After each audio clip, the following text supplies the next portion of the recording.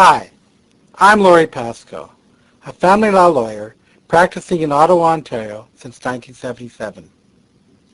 I have produced a series of exciting action-packed videos on how to complete Ontario's financial statements. So to help my clients and anyone else in Ontario who is separating from their spouse or varying their separation agreement or varying a court order, so they can better understand and complete the financial statement. I have broken down my presentation into a series of videos. The first video is a general introduction to the financial statement, and the rest are mostly divided along the lines of the many different parts of the financial statement. To help explain how to complete the financial statement, I have created a fictitious client and a fictitious financial statement rather than having a blank statement. And where appropriate, and to understand the form better, I will at times discuss the law a little. Remember, these videos are not to be used as a replacement for legal advice. You should still consult a lawyer. Part 4, Assets in and out of Ontario, and Part 5, Debts and other liabilities. Part 4 starts with asking you to list 3 important dates. Firstly, the date of marriage, which you should easily know, though some of my male clients sometimes don't know, which is probably why they're separating. The second date is the valuation date, which is generally the date the parties physically separated.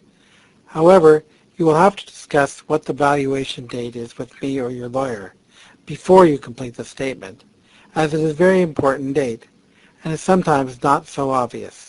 And sometimes there is a disagreement between the parties as to what the valuation date is. According to the Family Law Act, the valuation date is the date the spouses separate and there is no reasonable prospect that they will resume cohabitation. So it is not always the date one spouse moves out, but it can be before if one spouse declares the marriage is over but is waiting to settle matters before moving out.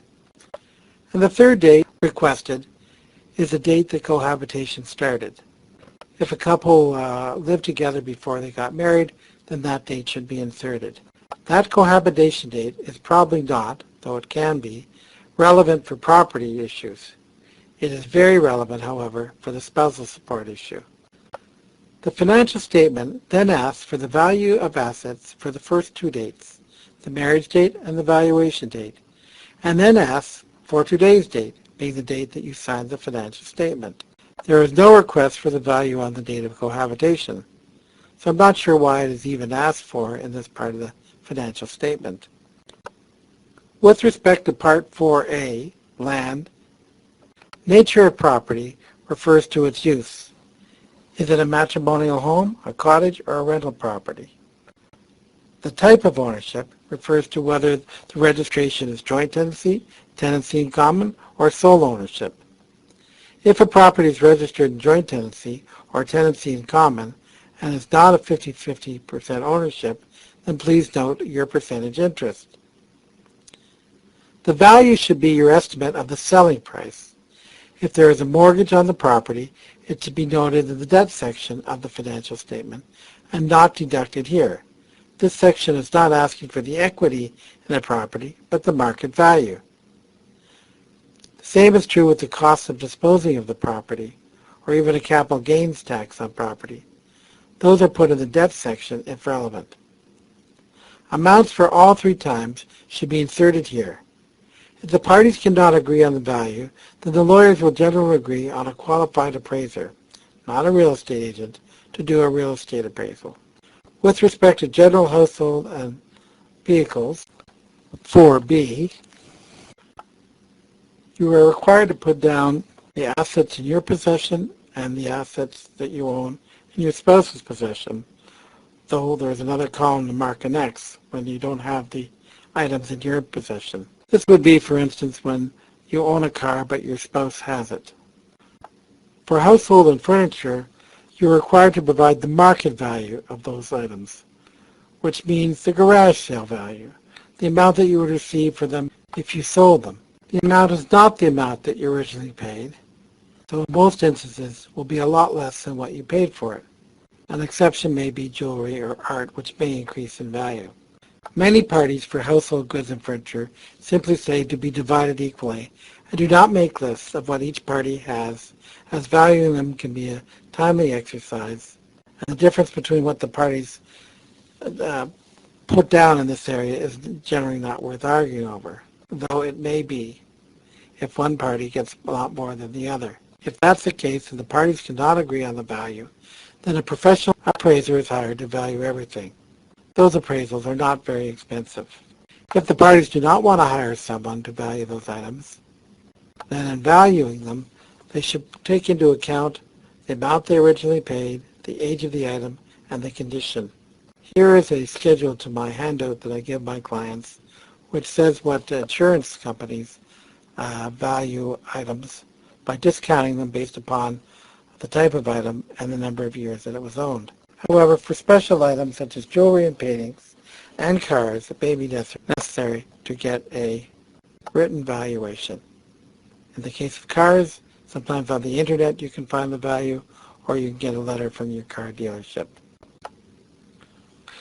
Part 4C, Bank Accounts, Savings, Securities, and Pensions. Please record all bank accounts, even if there is no money in the account.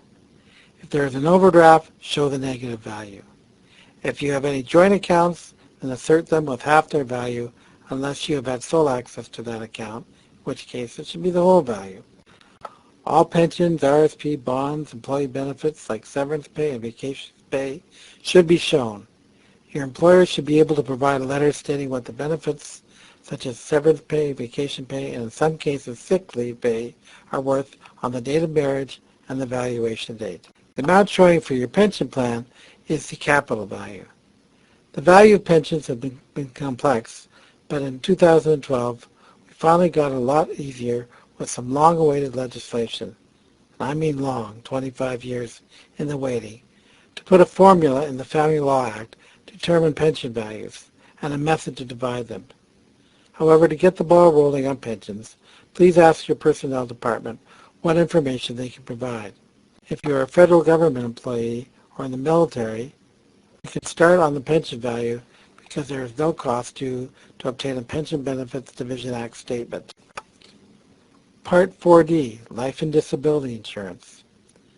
Include group plans with your employer. Please check with your agent if the policy has a cash surrender value and what the amount is, and eventually obtain a letter from your agent confirming that amount on the date of separation and the date of valuation. Do not worry about inserting the value of disability insurance. Part 4E, Business Interests. If you own your own business or have an interest in a business, please give the nature of the interest and the estimated value of that interest. Please provide financial statements from the business for the last 3 years. The business may not be the value shown on the financial statement, and in fact generally isn't, but rather a qualified business appraiser will state what the value is. I or your lawyer will discuss this with you. Part 4F, Money owed to you.